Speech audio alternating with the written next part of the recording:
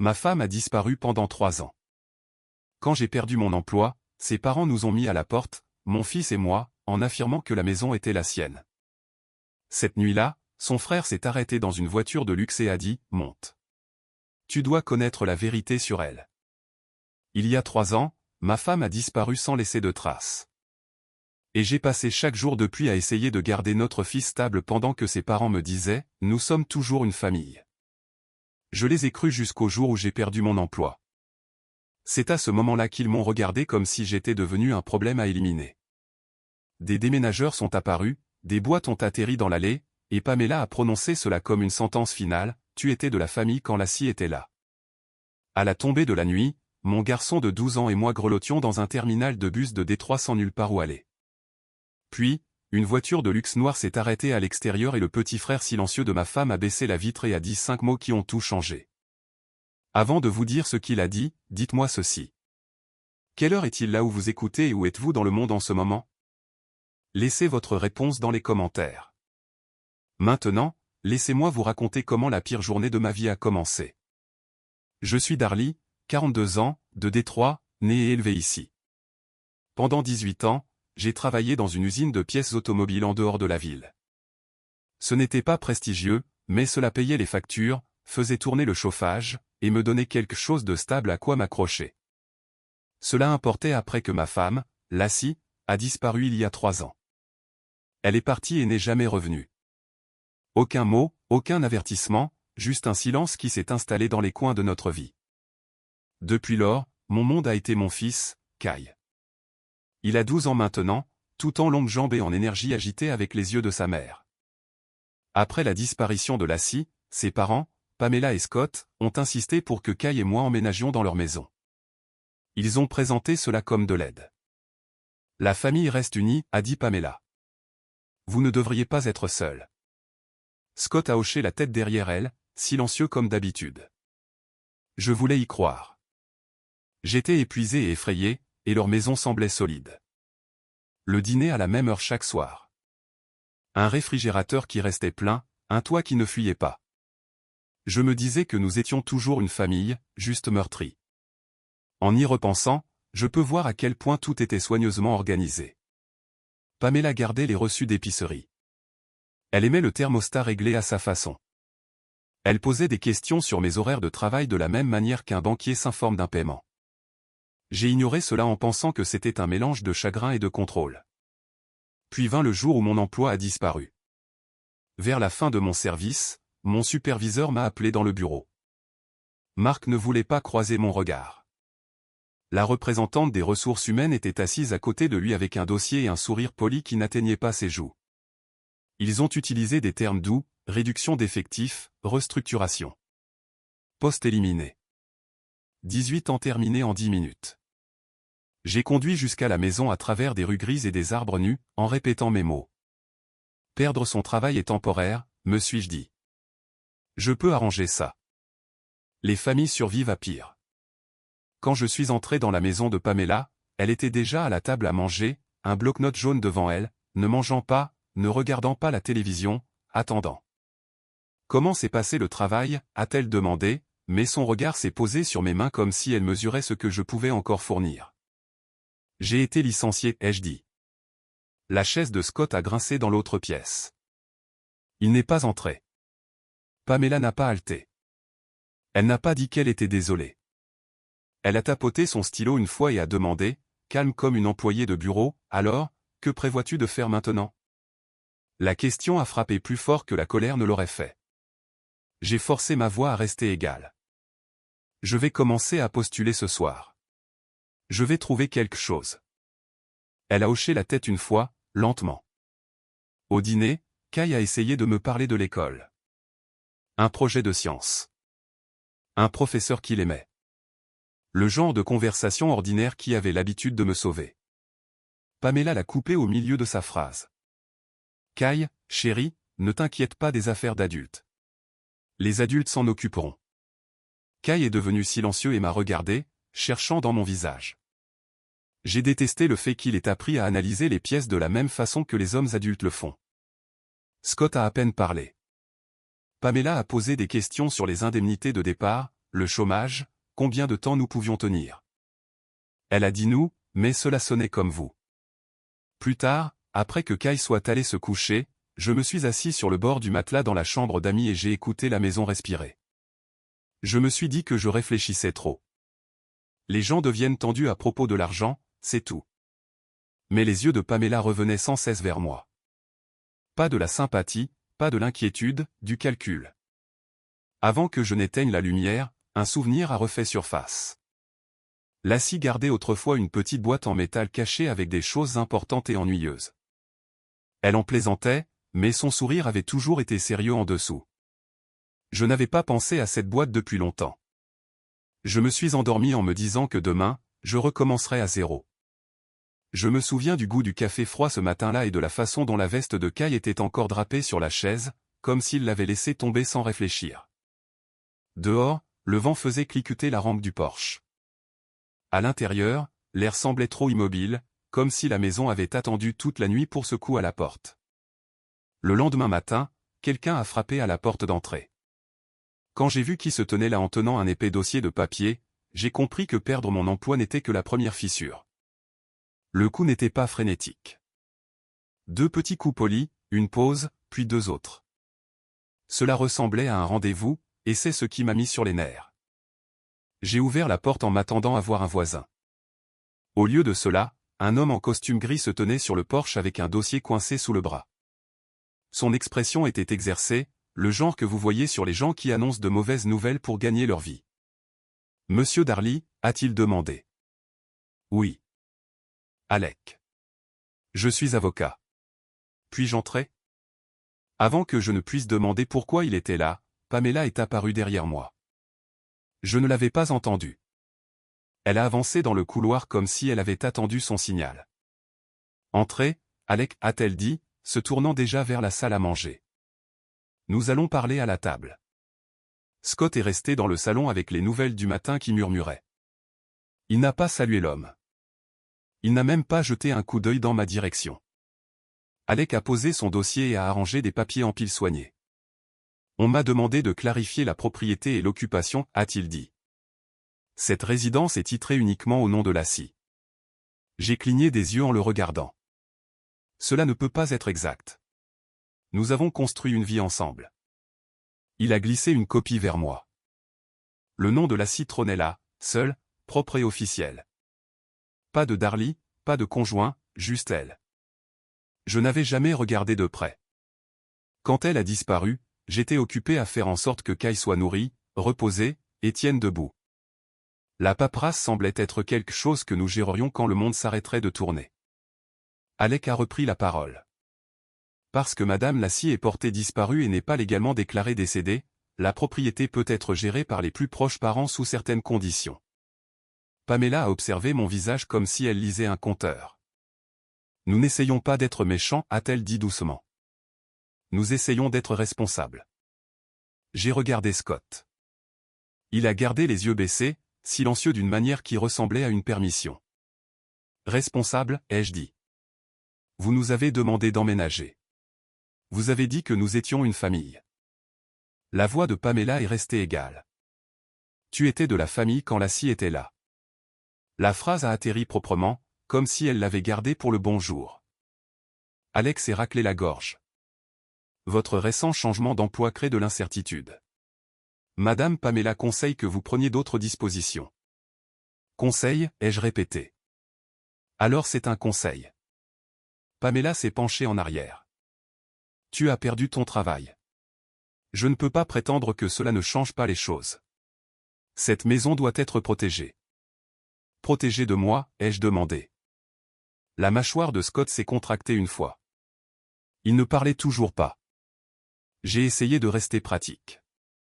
Donnez-moi du temps. 1 semaine.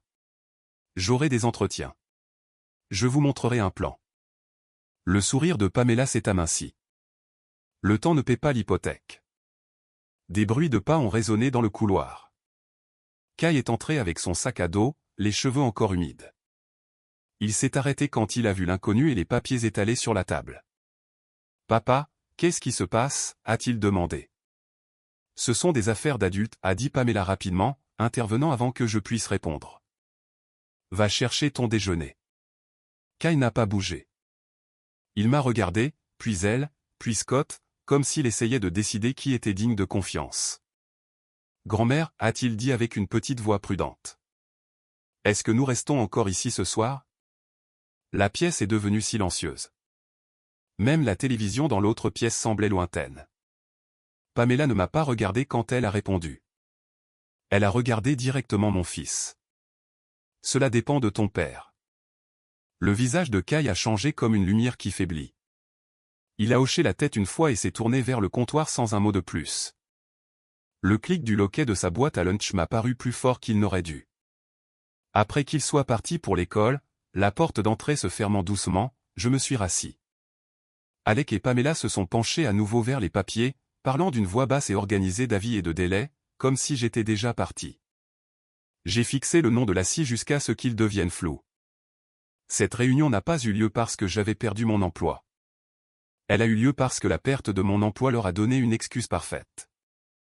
Et alors que j'étais assis là dans cette cuisine lumineuse, j'ai compris autre chose aussi. La maison que je considérais comme un refuge après la disparition de la scie avait peut-être été un piège depuis le début. En début d'après-midi, j'étais encore à la table quand j'ai entendu du mouvement dans l'allée. J'ai levé les yeux et mon estomac s'est noué. J'étais resté à cette table de cuisine jusqu'à ce qu'Alec range son dossier et parte comme s'il venait de conclure une réunion de routine. Pamela l'avait accompagné à la porte avec le même sourire poli qu'elle utilisait pour ses amis de l'église. Quand la porte s'était fermée derrière lui, elle ne s'était pas adoucie.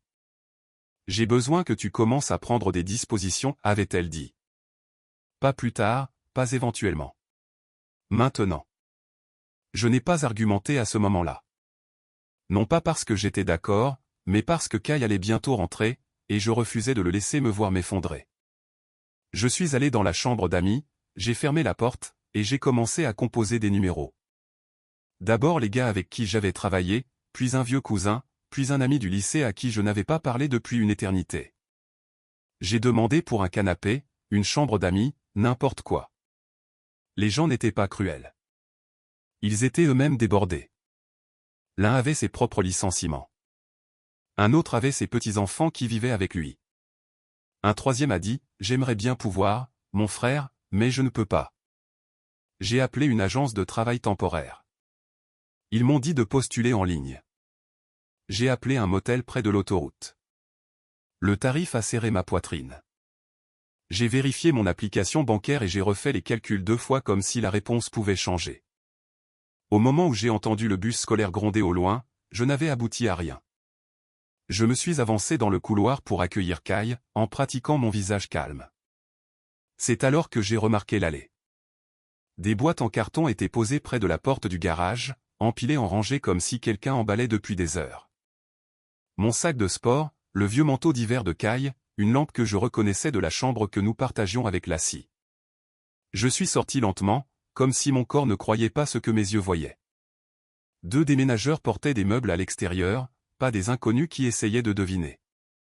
Ils bougeaient avec un but précis, comme s'ils avaient reçu une liste. Pamela se tenait près du garage, les bras croisés, pointant du doigt et dirigeant. « Mettez ça près du trottoir » a-t-elle dit à l'un d'eux. « Les petits objets vont dans les boîtes. » Je l'ai fixé. « Qu'est-ce que c'est » Elle n'a pas tressailli. « Tu as entendu l'avocat. Nous n'allons pas faire traîner ça. » Scott se tenait près des marches d'entrée, les mains dans les poches.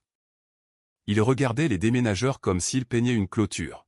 « Pamela, arrête, ai-je dit, en gardant la voix basse.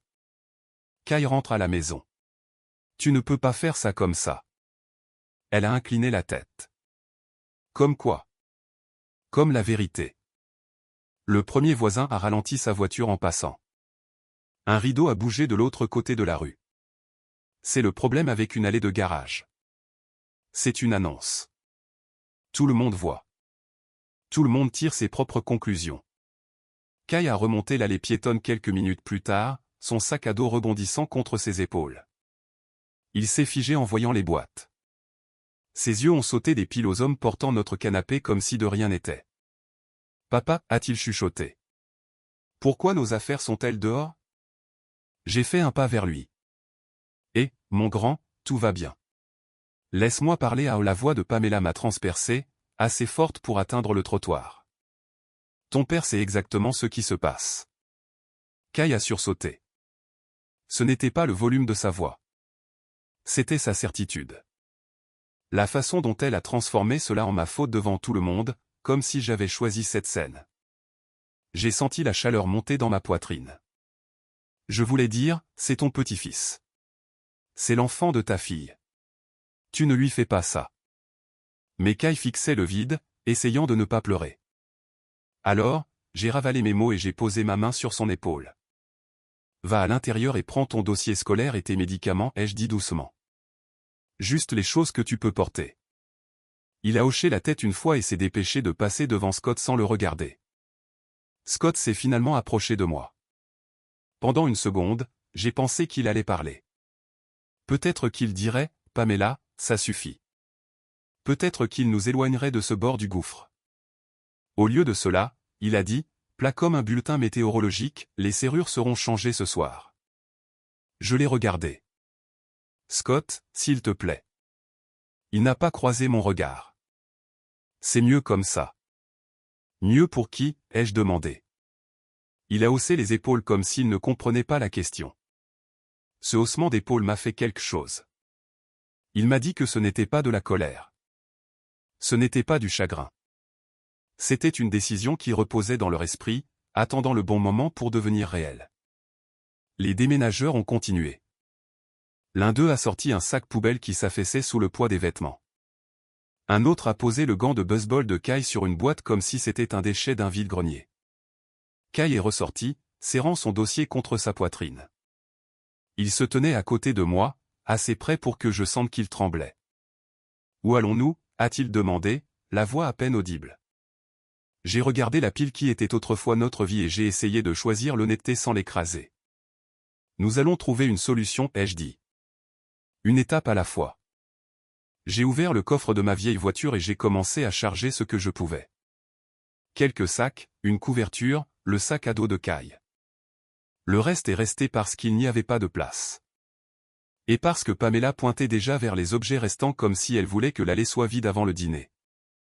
Alors que le soleil descendait, l'air devenait vif. Kai s'est assis sur le siège passager, regardant droit devant lui. J'ai fermé le coffre, les mains tremblantes, puis je suis monté. J'ai jeté un coup d'œil dans le rétroviseur alors que nous nous éloignions. Pamela fermait déjà la porte d'entrée, pas lentement, pas avec regret, mais comme si elle scellait quelque chose.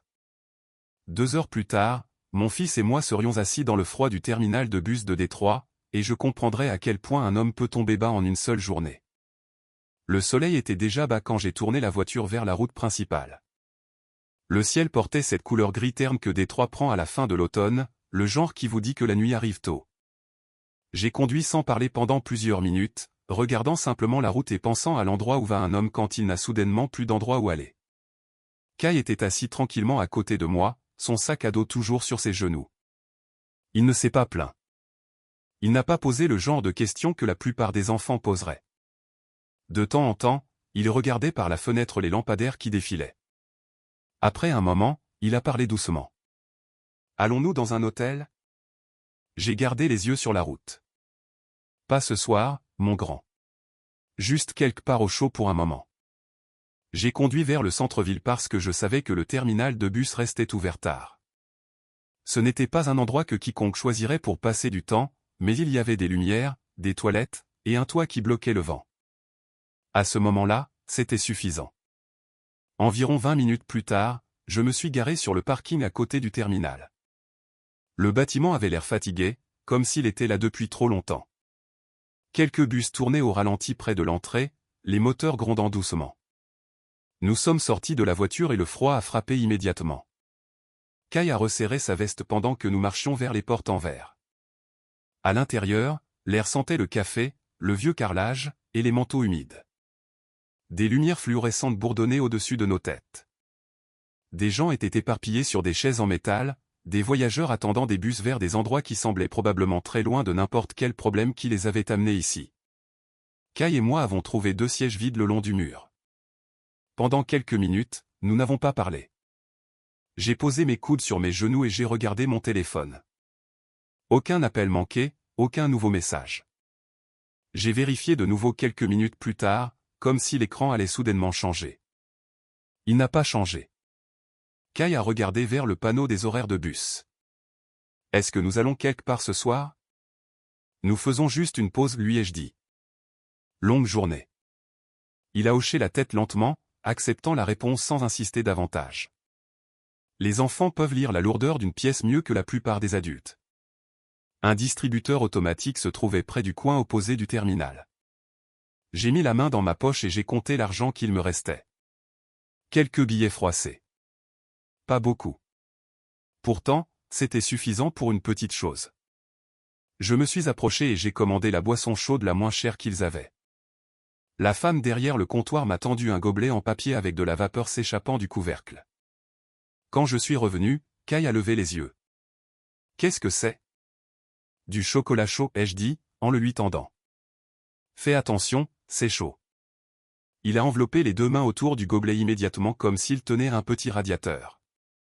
Pendant un moment, il est juste resté assis là, sentant la chaleur à travers le papier. Puis il a pris une gorgée lente.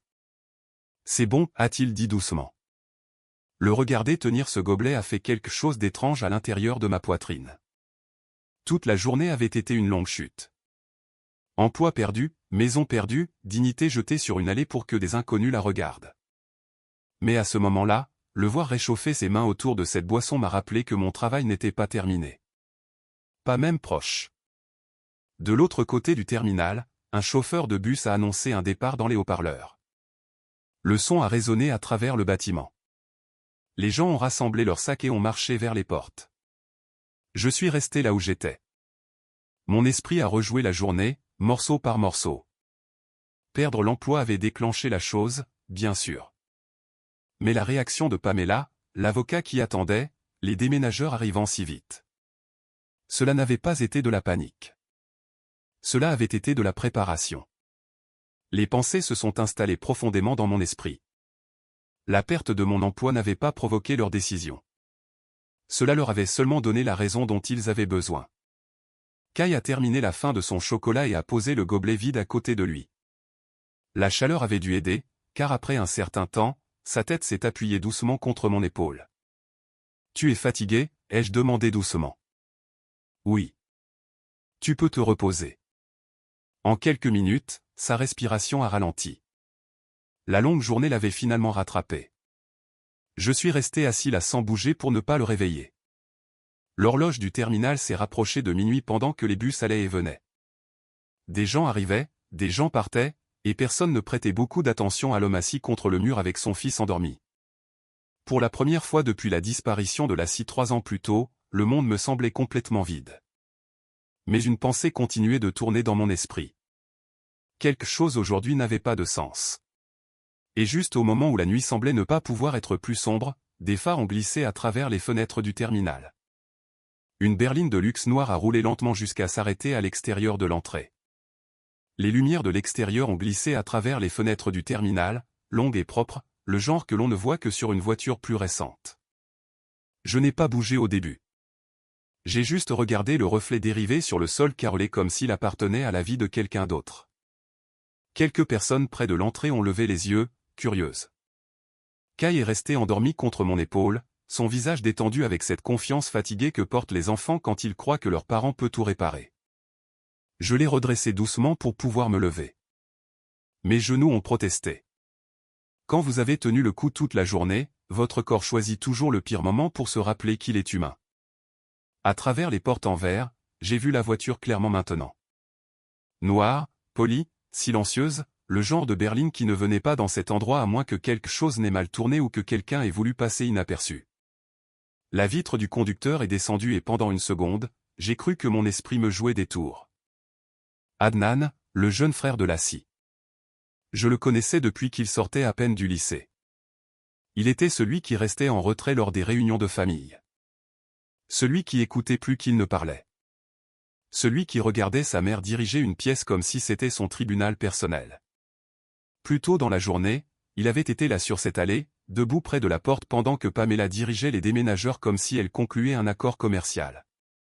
Je me suis souvenu l'avoir regardé, attendant qu'il dise quelque chose, n'importe quoi. Il ne l'avait pas fait. Maintenant, il était là, assis derrière le volant d'une berline de luxe, comme s'il était minuit et que le terminal de bus était l'endroit le plus normal du monde. J'ai senti ma première réaction monter rapidement. La suspicion, d'une sorte dure et protectrice. Les gens ne se présentent pas à votre point le plus bas par gentillesse, à moins qu'ils ne veuillent quelque chose. Adnan a poussé la porte ouverte et est sorti. Il ne l'a pas claqué. Il ne s'est pas pressé. Il a marché vers l'entrée avec le rythme régulier de quelqu'un qui avait déjà pris une décision. Quand il est entré, l'air chaud du terminal s'est pris dans son manteau. Ses yeux se sont posés sur Kai en premier. « Tu l'as amené ici ?» a-t-il demandé à voix basse. Je n'ai pas aimé la façon dont cela sonnait, comme si je l'avais choisi. « C'est mon fils, ai-je dit. Je ne l'ai amené nulle part. Nous n'avions pas d'endroit où aller. » Adnan a hoché la tête une fois, comme s'il s'attendait à cette réponse. Puis il m'a regardé pleinement et j'ai vu quelque chose que je n'avais pas vu sur l'allée. De la colère. Pas une colère bruyante, pas une colère sauvage. Le genre qui s'installe derrière les yeux de quelqu'un quand il l'a ravalé pendant des années. Il a jeté un coup d'œil autour du terminal, puis de nouveau à moi. Viens. Je n'ai pas bougé. Après la journée que j'avais passée, faire confiance à quiconque lié à cette maison semblait comme marcher sur de la glace que vous saviez déjà fine. La mâchoire d'Adnan s'est contractée. Il s'est penché plus près, gardant sa voix contrôlée. Il a dit quelques mots, clairs et indéniables. Monte. À propos de la scie. Maintenant. Mon estomac s'est noué à son nom comme toujours. Même après 3 ans, cela faisait toujours l'effet de toucher un bleu. Qu'est-ce que c'est, ai-je demandé. Parce que si c'est une sorte de piège ce n'en est pas un, m'a-t-il coupé, plus tranchant que je ne l'avais jamais entendu. Puis il s'est adouci juste un peu. Je ne ferai pas ça à lui. Il a fait un signe de tête vers Kai, toujours à moitié endormi contre mon bras. Cela comptait. Cela n'aurait pas dû, mais c'était le cas. J'ai expiré lentement, réfléchissant aux options de la même manière que je le faisais toujours quand la vie me coinçait. Rester ici avec rien. Marcher dans le froid avec rien. Ou prendre un risque avec la seule personne de cette famille qui semblait même vaguement troublée par ce qui s'était passé. Très bien, ai-je dit, mais je ne le laisse pas. Adnan n'a pas argumenté. Il m'a tenu la porte pendant que je soulevais Kai avec précaution, l'ajustant pour que sa tête ne bascule pas en arrière. Kai a marmonné quelque chose, les yeux s'ouvrant à peine. Tout va bien, ai-je chuchoté. Reste endormi. À l'extérieur, le froid a essayé de mordre à travers ma veste, mais l'intérieur de la voiture donnait l'impression d'entrer dans un monde différent. Des sièges chauds, du cuir propre, du silence. Kai s'est enfoncé dans le siège arrière sans se réveiller complètement. Je suis monté du côté passager, gardant mon corps incliné pour pouvoir jeter un coup d'œil en arrière sur Kai chaque fois que j'en avais besoin. Adnan s'est éloigné du trottoir en douceur. Pas de musique, pas de bavardage, juste le doux bourdonnement du moteur et les lumières de la ville qui défilaient comme un film lent. Nous avons traversé les rues du centre-ville qui étaient pour la plupart vides à cette heure-là. Les feux de circulation clignotaient en rouge aux intersections où personne n'attendait. Détroit avait l'air différent après minuit. Moins comme un endroit où l'on vivait, plus comme un endroit où l'on survivait. J'ai regardé les mains d'Adnan sur le volant, stable, sans trembler. « Pourquoi es-tu ici ?» ai-je finalement demandé. Ses yeux sont restés sur la route. Parce que ce qui s'est passé aujourd'hui n'était pas juste. Un rire amer m'a échappé avant que je puisse l'arrêter. Ta mère n'avait pas l'air confuse à ce sujet. La bouche d'Adnan s'est contractée. Ma mère ne devient pas confuse. Elle obtient ce qu'elle veut. Et ton père, ai-je demandé, les mots acides. Il a regardé ça se passer. La mâchoire d'Adnan a fléchi. Il regarde beaucoup de choses se passer. Nous avons roulé encore un pâté de maison avant qu'il ne reprenne la parole, plus doucement. Toi et Kai n'auriez pas dû être jetés dehors. Ce n'est pas ce que l'avocat a dit, ai-je répondu. Ce n'est pas ce que la paperasse a dit. Adnan a hoché la tête comme s'il avait attendu cela. Cette paperasse en fait partie, mais ce n'est pas toute l'histoire. Je me suis tourné vers lui, alors raconte-moi toute l'histoire. Il n'a pas répondu tout de suite. Il a pris une sortie, a conduit quelques minutes, puis s'est garé dans un petit parking calme à côté d'un immeuble de bureaux fermé. Le genre d'endroit qui avait l'air inoffensif le jour et solitaire la nuit. Il a mis la voiture en mode stationnement et est resté assis là un moment, regardant droit devant lui comme s'il avait besoin de choisir ses prochains mots avec soin. Puis il a ouvert la boîte à gants. Il a sorti une enveloppe scellée et quand il me l'a tendue, j'ai vu le nom écrit sur le devant dans une écriture soignée et familière. Lassie. Mes doigts ont hésité avant de la prendre comme si le papier pouvait brûler. La voix d'Adnan est tombée presque à un murmure. Ils ne savent pas ce que je sais, a-t-il dit, mais tu es sur le point de le savoir. L'enveloppe est restée dans mes mains plus longtemps qu'elle ne l'aurait dû. Le papier semblait ordinaire, le genre que l'on pouvait acheter dans n'importe quel magasin de fourniture de bureau, pourtant le nom écrit sur le devant le faisait paraître plus lourd qu'une brique. Lassie. Voir son écriture après 3 ans a remué quelque chose de profond dans ma poitrine. J'avais mémorisé la façon dont elle écrivait certaines lettres. La petite courbe sur le L, l'espacement soigné, comme si elle essayait toujours de garder les choses en ordre. Pendant un moment, je l'ai juste fixé. Adnan ne m'a pas bousculé. Le moteur tournait au ralenti pendant que le vent de la rivière poussait de légères ondulations sur l'eau sombre à proximité. Tu devrais le lire, a-t-il finalement dit. J'ai glissé mon doigt sous le rabat et j'ai ouvert l'enveloppe lentement. À l'intérieur se trouvaient plusieurs pages pliées, nettes et d'apparence officielle. J'ai déplié la première feuille sous la lumière intérieure de la voiture. Au moment où mes yeux ont atteint l'en-tête, mon pouce est accéléré. C'était un document légal, un testament. J'ai lu le premier paragraphe une fois, puis de nouveau plus attentivement. Les mots étaient clairs, trop clairs pour être mal compris. Le document avait été signé quelques semaines seulement avant la disparition de Lassie. Une déclaration officielle signée par des témoins et notariés. Mes yeux ont descendu la page lentement, essayant de garder mes pensées stables, et puis j'ai atteint la partie qui m'a coupé le souffle. Selon ce testament, si Lassie restait disparue pendant 3 ans sans déclaration légale de décès, la propriété de la maison serait transférée directement à son mari et à son enfant. Cela signifiait que la maison appartenait à Kai et à moi. Pas à Pamela, pas à Scott. Mes mains se sont resserrées autour du papier.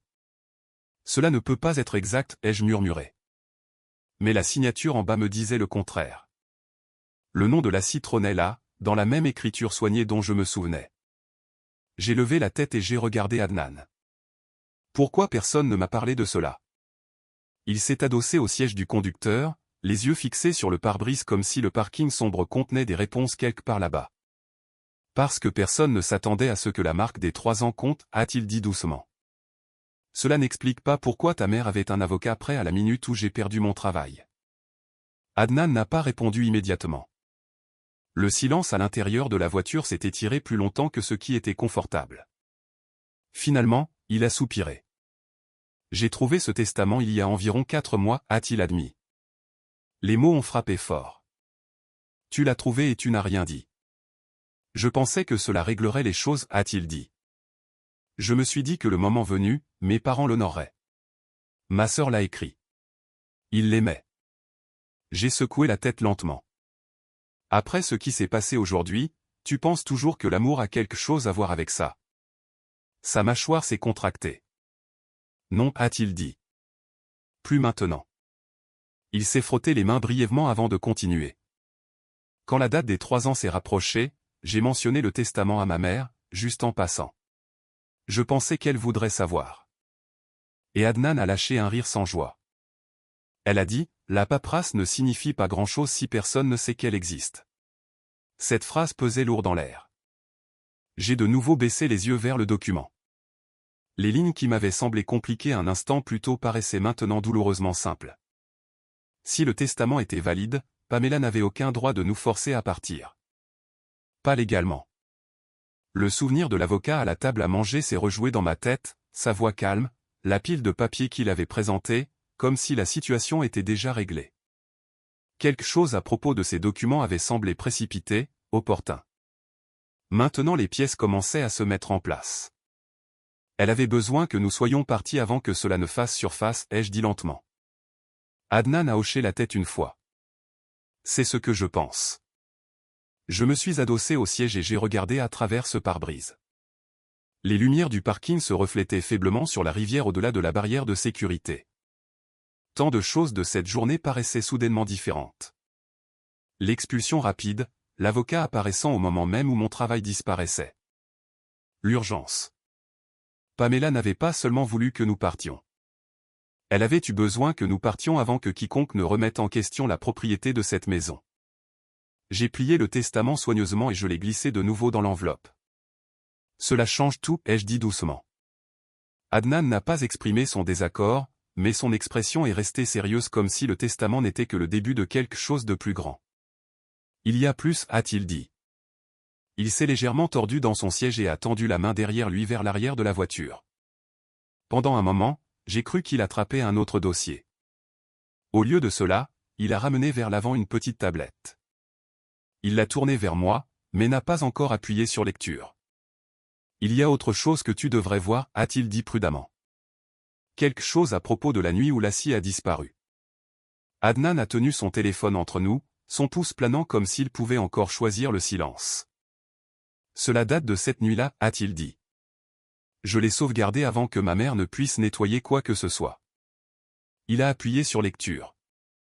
L'audio était de mauvaise qualité, comme si le téléphone avait été enfoui dans une poche. Mais j'ai reconnu la première voix comme on reconnaît une chanson d'enfance. Lassie, je ne signe pas ça, a-t-elle craqué. Pamela a répondu de manière calme et tendue. Tu exagères. La respiration de Lassie est devenue saccadée. Je protège ma famille. S'il m'arrive quelque chose, cette maison revient à mon mari et à mon fils. L'enregistrement s'est terminé. Ma poitrine semblait vide. Adnan a gardé les yeux sur la rivière sombre. J'ai entendu des morceaux de la dispute, a-t-il dit. Je ne savais pas que quelqu'un à l'extérieur l'avait entendu aussi. Qui, ai-je demandé. Chandler, a-t-il dit. Il habitait juste à côté à l'époque. Il fait le service du matin dans un petit restaurant près de Jefferson. Nous avons traversé une ville de Détroit qui semblait délavée et vide, les lampadaires se reflétant sur la chaussée mouillée. Kai dormait sur le siège arrière, toujours enveloppé dans le manteau que j'avais tiré sur lui au terminal. Tous les quelques pâtés de maison, je vérifiais le rétroviseur, m'assurant qu'il respirait facilement. Le petit restaurant était l'un de ces endroits qui ne ferment jamais vraiment, qui baissent juste les lumières et continuent de verser du café. Chandler se tenait derrière le comptoir, un homme fatigué aux yeux fixes. Quand Adnan a prononcé son nom, les épaules de Chandler se sont soulevées comme s'il s'était préparé à cette conversation depuis des années. C'est à propos de ta sœur, a dit Chandler, regardant Adnan, puis moi. Je suis son mari, ai-je dit doucement. Je ne suis pas ici pour déclencher une bagarre. Je suis ici parce que mon fils et moi avons été jetés à la rue aujourd'hui. Chandler a expiré par le nez. J'ai entendu ça. Adnan s'est penché en avant. Te souviens-tu de la nuit où elle a disparu? Chandler a essuyé ses mains sur une serviette. Les fenêtres étaient entr'ouvertes. J'étais dehors avec les poubelles. J'ai entendu des cris, pas des cris normaux. Ta mère est Lassie. Qu'a-t-elle dit, ai-je demandé. Chandler a fixé le comptoir comme si les mots y étaient écrits. Elle a dit, s'il m'arrive quelque chose, cette maison revient à mon mari et à mon fils. Comme si elle avait besoin que le monde l'entende. Mes doigts se sont resserrés autour du bord de la banquette. Cette phrase correspondait au testament qu'Adnan m'avait remis plus tôt, jusqu'à son rythme. Ce n'était pas une rumeur. C'était un avertissement. De retour dans la voiture, Adnan a étalé les papiers sur la console en utilisant la lumière du plafond. Il a placé le dossier de propriété de Pamela à côté du testament de Lassie. Regarde les signatures, a-t-il dit. Je n'avais jamais étudié l'écriture de ma vie, mais une fois qu'il me l'a fait remarquer, je ne pouvais plus l'ignorer. Sur le testament, les traits de Lassie étaient confiants, la ligne croisée ferme et cohérente. Sur la copie de Pamela, la forme était proche mais fausse, comme si quelqu'un imitait de mémoire. J'ai fait du travail de classement dans un cabinet d'avocats à l'université, a dit Adnan. Ce n'est pas comme ça que les gens signent quand c'est vraiment eux. Une clarté froide m'a traversé. Donc aujourd'hui, ce n'était pas à cause de mon travail. Non, a dit Adnan, la perte de ton travail était l'excuse.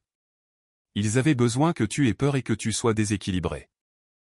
J'ai pensé à Kai dans cette allée, son sac à dos sur le dos, regardant des inconnus emporter sa vie dans des boîtes. J'avais ravalé ma colère parce que je ne voulais pas qu'il me voie perdre le contrôle. Mais garder le silence ne l'avait pas protégé. Cela leur avait seulement facilité la tâche. Pendant un moment, j'ai ressenti le vieux réflexe d'arranger les choses, de dire à Adnan que nous devrions attendre. Que la famille compte.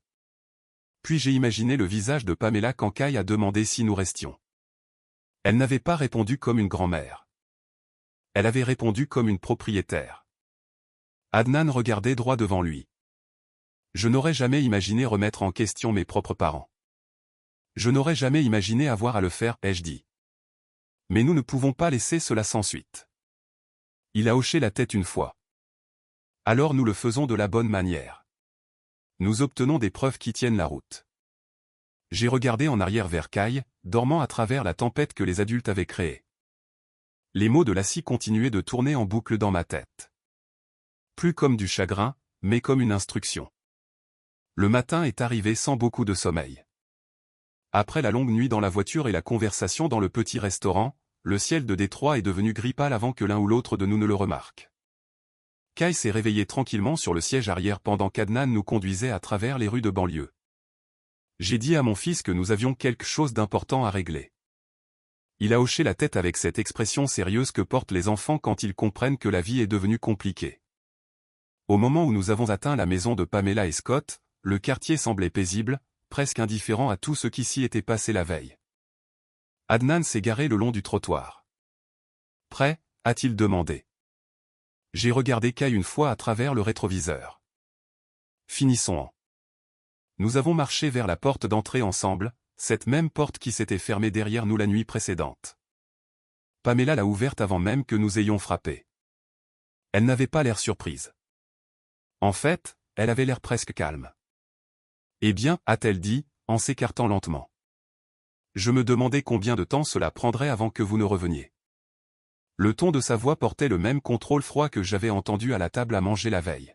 « Nous devons parler, ai-je dit. » Pamela a croisé les bras. « De quoi exactement ?»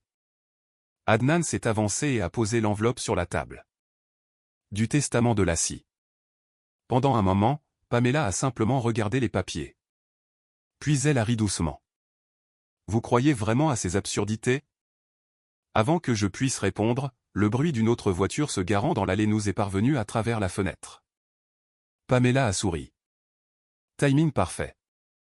Un homme en costume sombre est entré un instant plus tard, portant une mallette.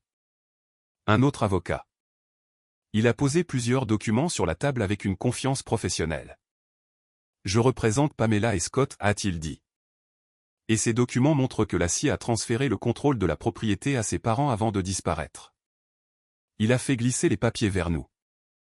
Les signatures semblaient officielles, tamponnées, attestées par des témoins. Pendant un moment, la pièce a semblé basculer sous mes pieds. Si ces documents étaient acceptés comme réels, alors tout ce qu'Adnan et moi avions découvert pourrait être rejeté comme une erreur. Pamela a observé ma réaction attentivement. « Vous voyez, a-t-elle dit doucement, le chagrin fait imaginer des choses aux gens. » L'avocat a commencé à expliquer les détails légaux concernant le transfert de propriété, les signatures et l'autorité notariée. Sa voix semblait assez confiante pour convaincre quiconque ne connaissait pas déjà la vérité. J'ai ressenti ce lourd désespoir à nouveau, ce même poids écrasant que j'avais ressenti assis sur cette chaise de terminal de bus la nuit précédente. Peut-être que Pamela s'était préparée à cela depuis des années. Peut-être que nous avions déjà perdu. Adnan s'est tenu silencieusement à côté de moi pendant plusieurs secondes. Puis il est ressorti sans dire un mot. Pamela a eu un petit sourire en coin. Votre allié semble avoir réalisé à quel point tout cela est inutile. Mais un instant plus tard, Adnan est revenu en portant une petite boîte en métal. Il l'a posée sur la table. Ceci était dans le casier de stockage de Lassie, a-t-il dit doucement.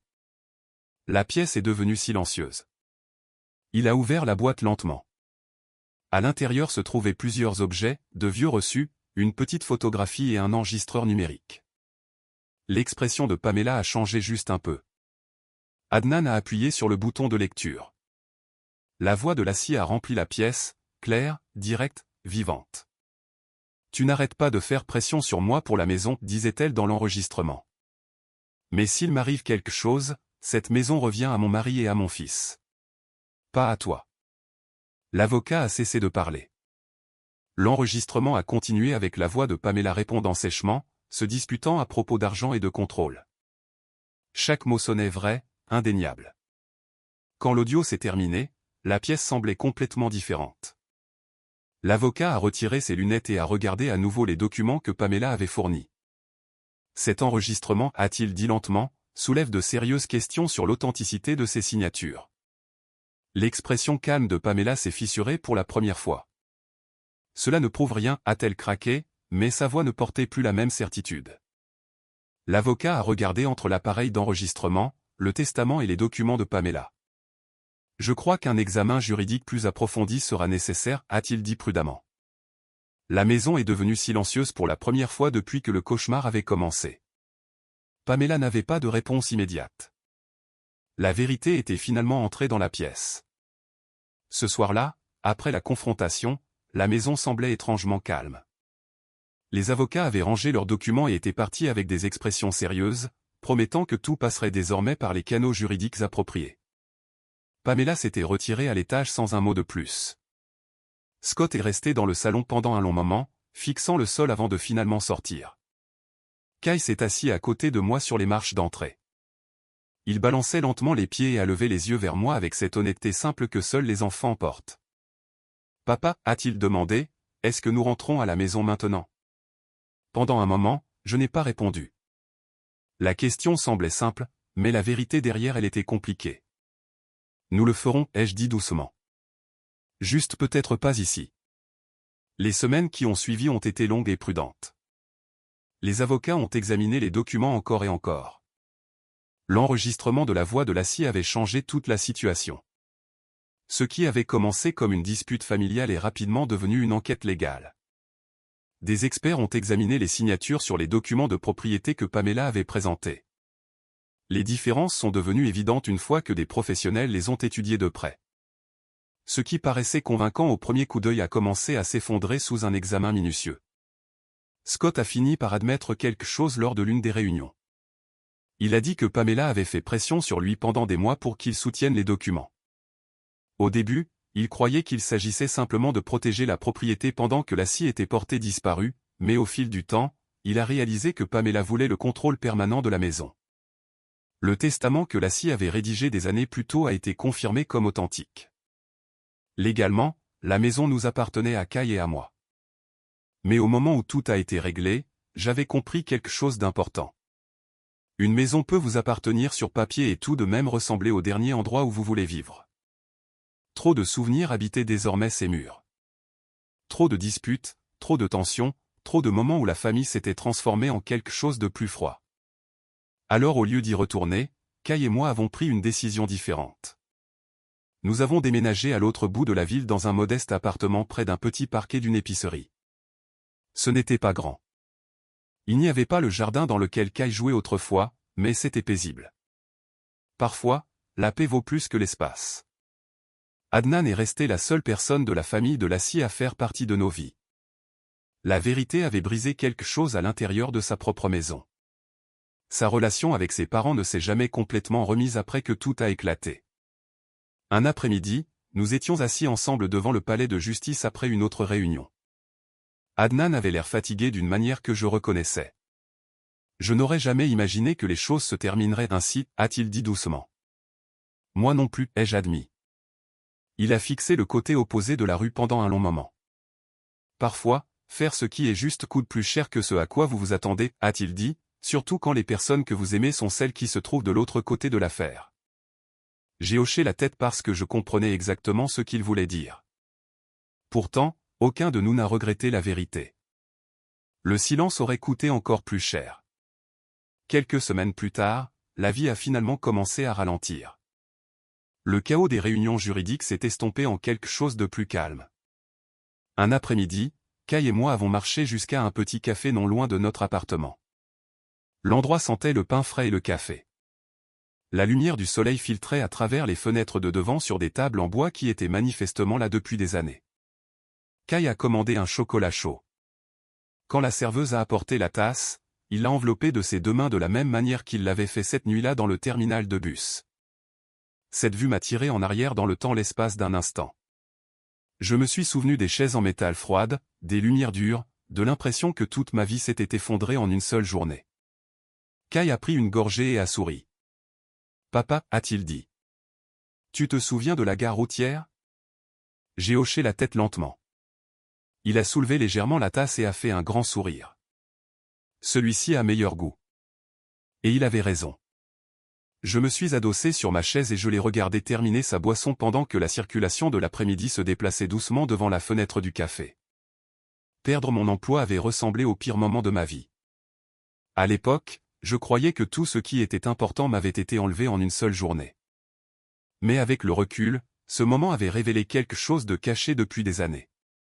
Parfois, les personnes qui prétendent protéger une famille sont en fait en train de la contrôler. Parfois, la vérité n'apparaît que lorsque tout le reste s'effondre. Kai et moi n'avons pas quitté cette situation avec la vie que nous espérions autrefois, mais nous sommes partis avec quelque chose de plus fort, un avenir qui nous appartenait.